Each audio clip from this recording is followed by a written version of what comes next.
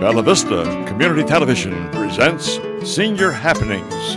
Today our host is Tricia Ayers, and our guests are Jeff Hatley and Jeremy DeCarlo. And we will be talking about transportation when you have to give up your car keys. And now, to our studio for the program.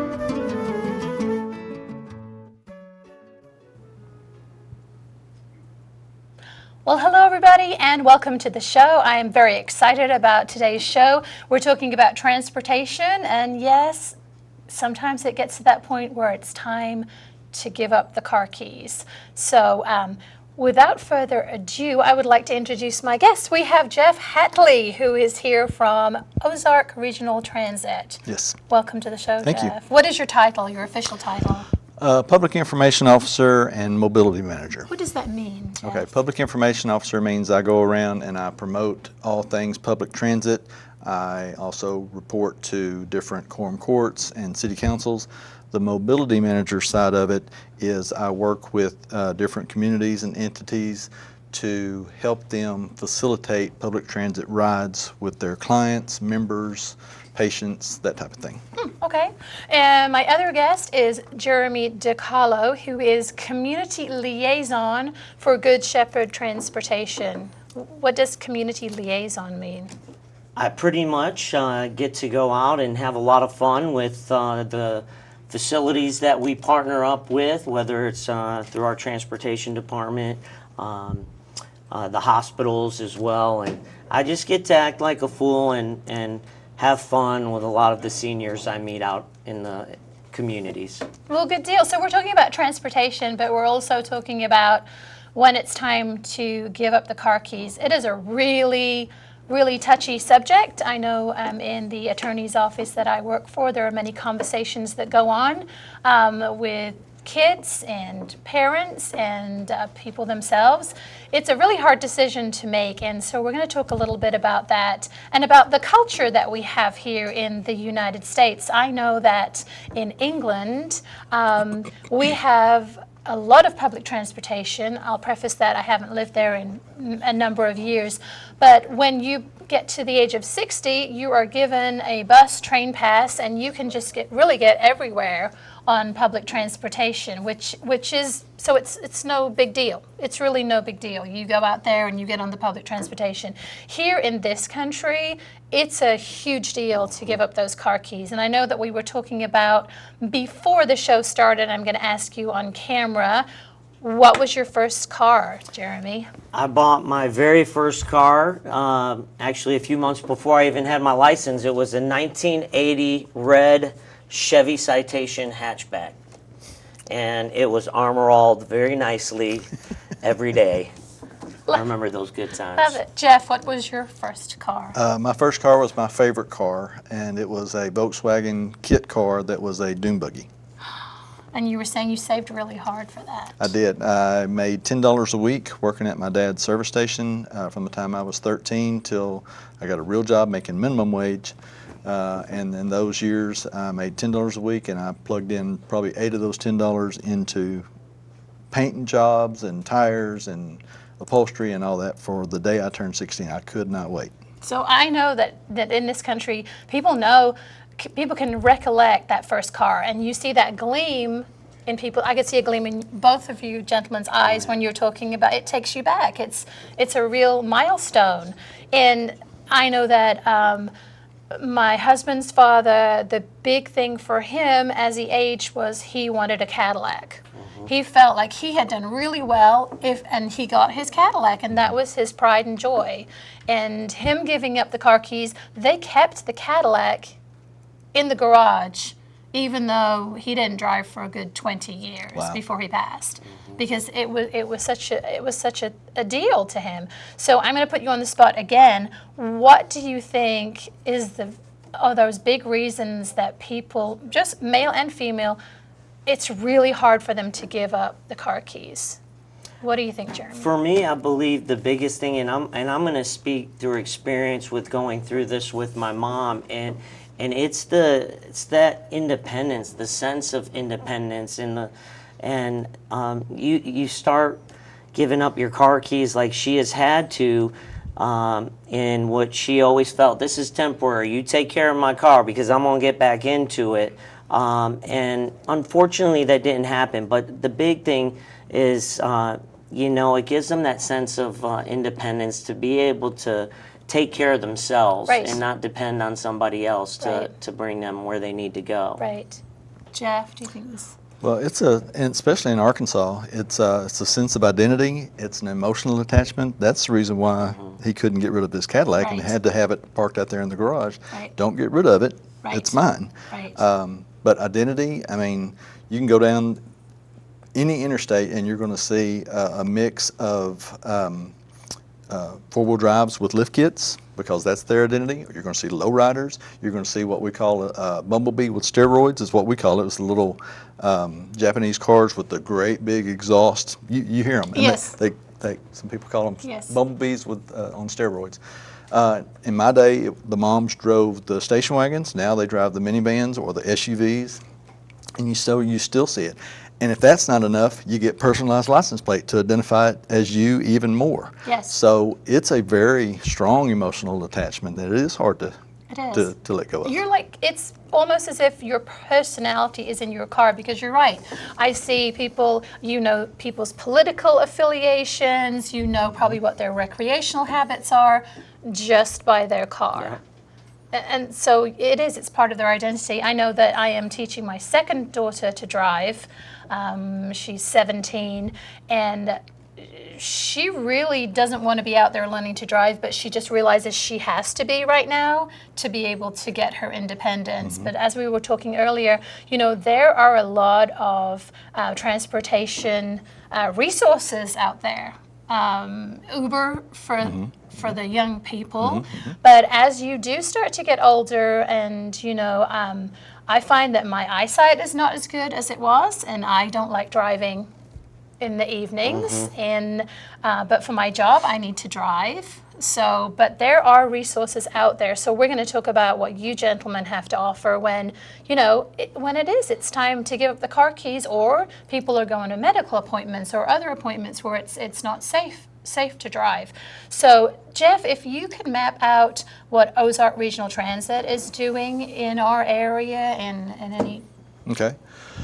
Well, in general, I've been with the company 9 years now, and we're still trying to let people know that Northwest Arkansas has a public transit system. That just rips my heart out when people say, "Oh, I didn't know we had a public transit system."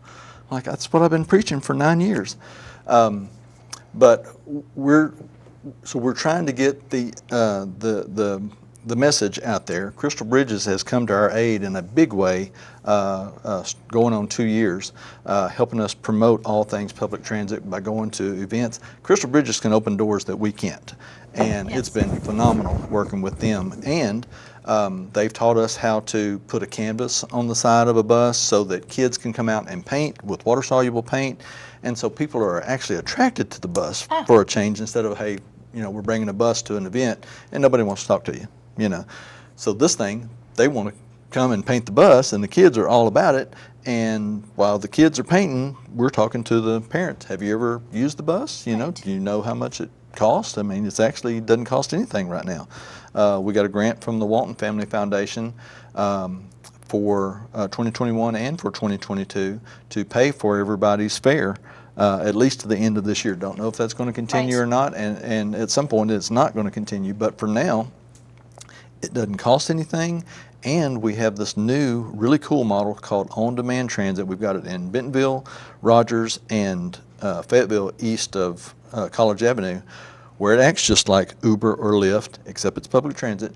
You download an app, you schedule a ride, it comes pick you up at your house and takes you within a service area to your location, wherever you want to go. Wow. And in Bentonville, I think it even runs till midnight on Friday and Saturday night. Yeah, so, and that's important because you think about, oh, well, I'll never use public transit. I mean, I get that all the time. I'll never use public transit. Well, do you go out and eat? Yeah. That person that works at that little restaurant in downtown Bentonville, there's not a whole lot of parking spots down there. Maybe they can't afford a car. They're just getting started. They're slinging your drinks. They're bringing your food. They need public transit. So you may not use it yourself, but you do receive the benefit of it. So that's kind of the message we're getting out, that it's for everybody. Obviously, most of our riders right now are the have-to riders. Yes. We're looking for getting the want-to riders. Right, absolutely. Jeremy, Yes. who do you service in the community? Well, what we do a little bit of private pay, which are clients that are still living at home. They either have a working spouse or their spouse is unable to drive, or the client themselves are unable to get behind the wheel for many reasons we've already discussed. So what we do is we do safe, reliable wheelchair and ambulatory transportation to and from doctor's appointments, chemo, radiation, dialysis.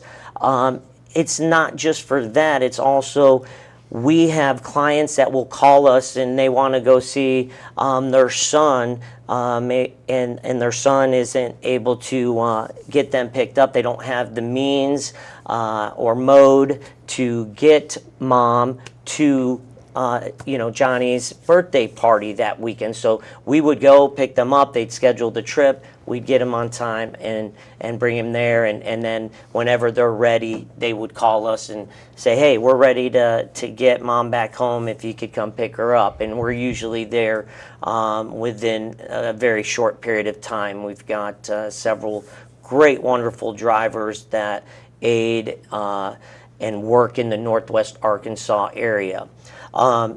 We also do, although a lot of what we do, the majority of what we do is local, we have done on many occasions some long distance trips, okay? We have moved families where a family would say, hey, we need to get our dad here into Northwest Arkansas, lives in Washington State, and we would send a couple drivers out there and help because they don't want to fly. No, Some right. of these folks don't want to fly, Right. or they're in a wheelchair, and it's a lot easier to transport that way, and they feel more comfortable. So we've done the long distance trips.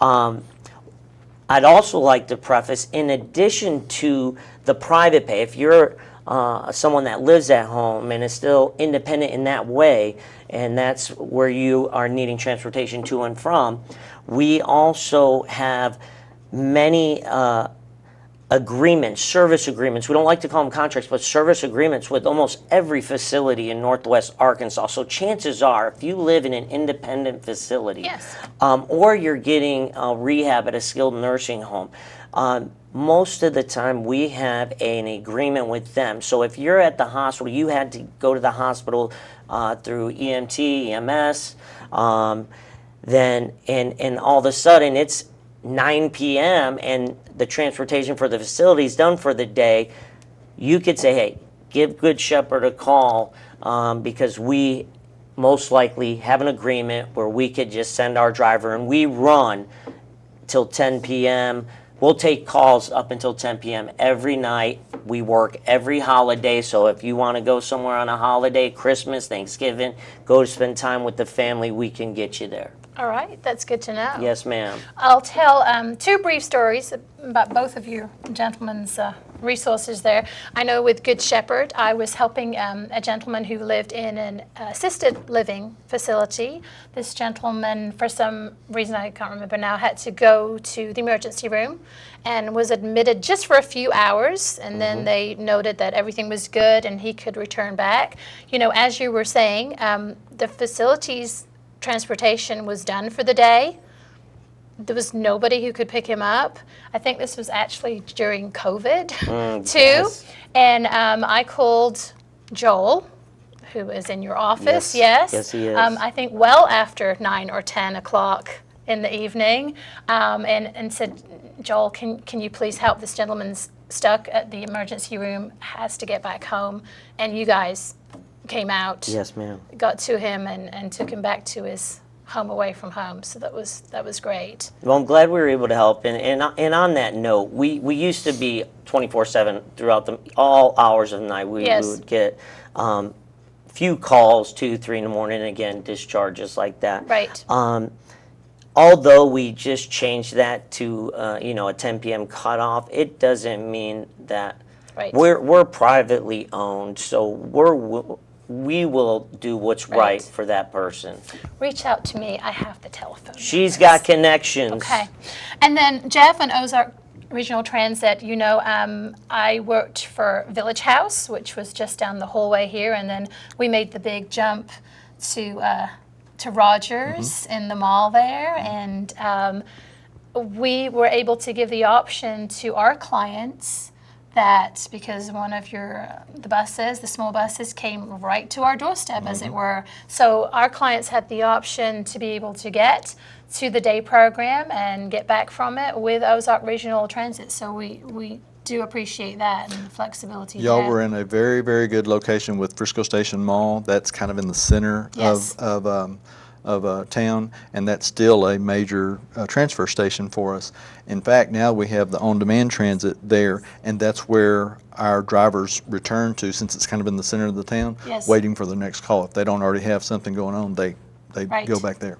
Yeah, it's a congregational center. Yes, ma'am. And so I also want to talk about, and we did invite one of the board members, but they were unable to attend today. Upstairs in our wonderful building, we have the courtesy van, which is free transportation for Bella Vista residents. And they will take you, not to Pinnacle Mall, I know that, but outside in quite a large area. And as we were discussing where they drop you off, Jeff's fine folks can pick you up, so they could get you to Mercy and... Yes, my understanding is, and I don't speak for a courtesy Right. van, but my understanding is that they will go as far south as the Mercy Health, the main hospital campus, and of course that's right in our service area for Rogers. So once you got to Mercy Health, you can use the app to schedule a ride, and then we'll take you anywhere else Right. within that service area Right. from there. And you can transfer from Rogers to Bentonville. With public transit, we get funding from different entities, and so the funding for Bentonville we cannot use in Rogers, and vice versa, and Fayetteville and Springdale, and Fayetteville and Bentonville, all those. So we have to have a specific service area for Bentonville and a specific area for Rogers. So you would need to go to that transfer point from Rogers to Bentonville. There's kind of like a embassy, for lack of a better term. Take your passport. Yeah, you understand that. Yes. But you would go, NWAC is, for example, a no man's zone or whatever. Okay. And so it's Rogers and it's Bentonville. So you could schedule a trip from Rogers to NWAC, and then once you get to NWAC, you can schedule a ride from Bentonville or from Rogers to further into Bentonville. It's all ASAP. We used to have a software where you could schedule 2 or 3 days in advance. Can't do that. It's a simpler version, but it works so much better. We have had almost record ridership on a daily basis since we instituted it back in February. Oh, that's great. Yep. That's great. Yeah. So my point is, courtesy van to Mercy Health, us to anywhere in Rogers and Bentonville. That's great. Yep. So we have all these resources. It's just a case of everybody knowing the resources and people doing their homework. So, And we will help with that. yeah, absolutely. Everybody at this table would love to be a resource. I was also looking at the courtesy van, and they've been operating for 25 years, which was about the same time that Village House was operating. To my understanding, they both came out of the need for each other, the courtesy van and Village House. So, and you have to be younger than 77 to be one of their volunteer drivers.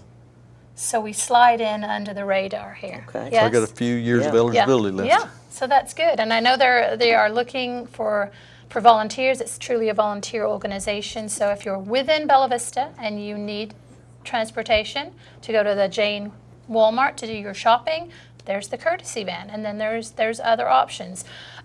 Also, AARP has a great program that I know they have it at the Rogers Wellness Center, and I couldn't find any in our locations, but I'm sure they have them, where you can go and you can retest your driving skills. You can, as a driver, go and see if you are losing any of your sharpness and all those good things. And it's always good to do that, and I do think that you have to reapply for get your license every 4 years.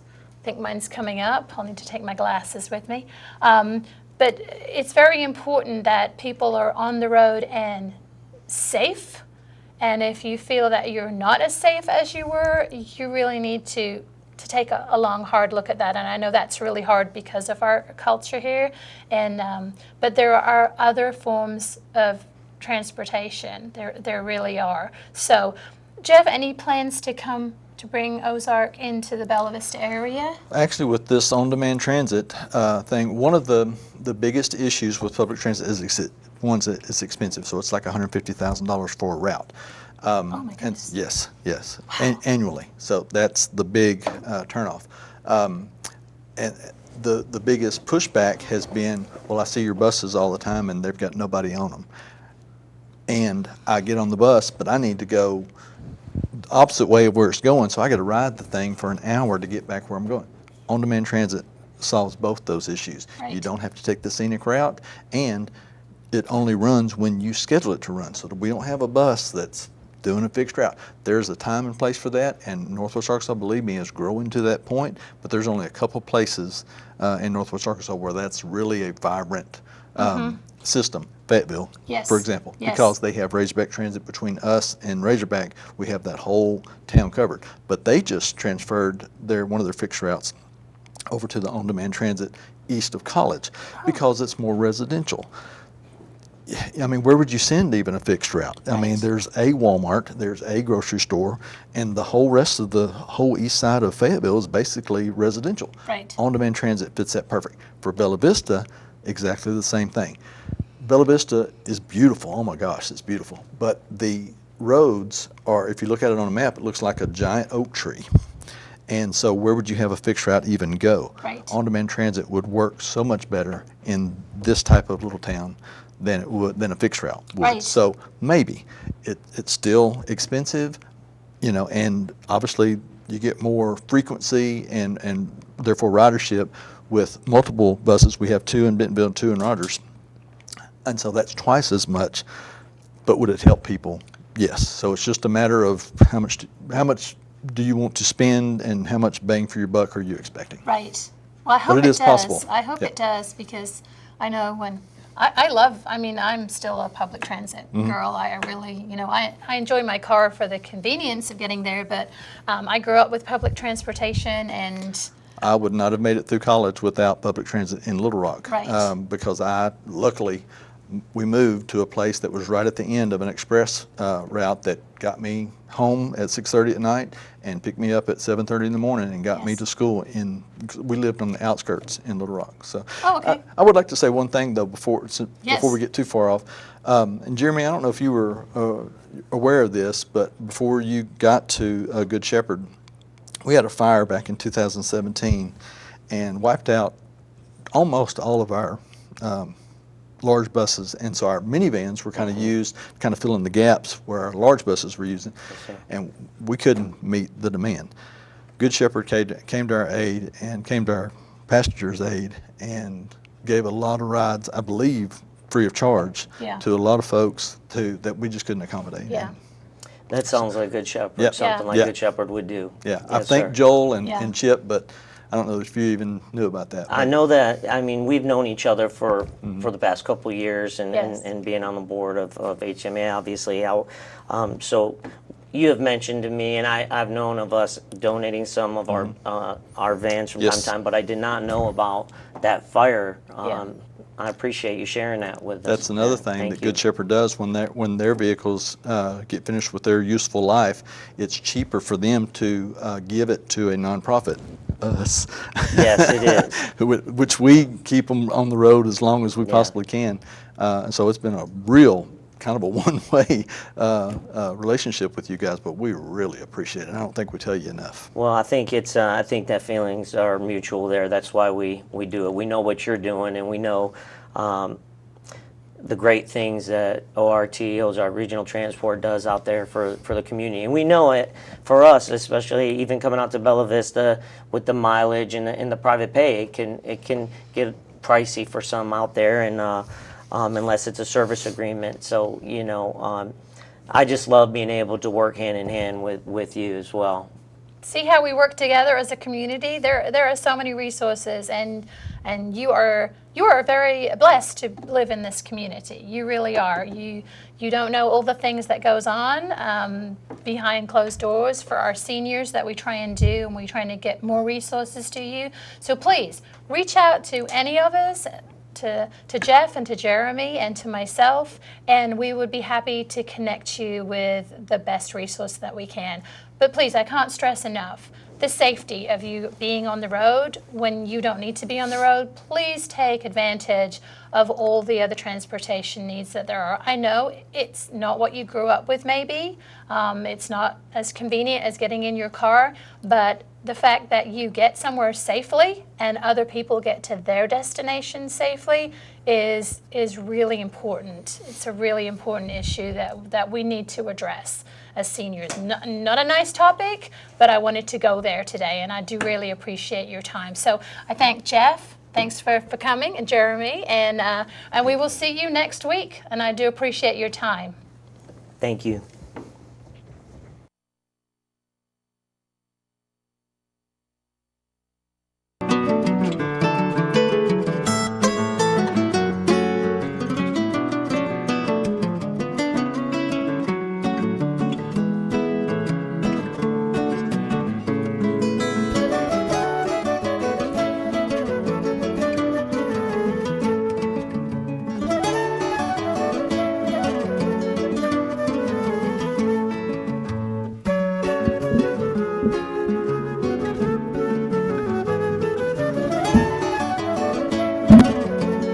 BBCG is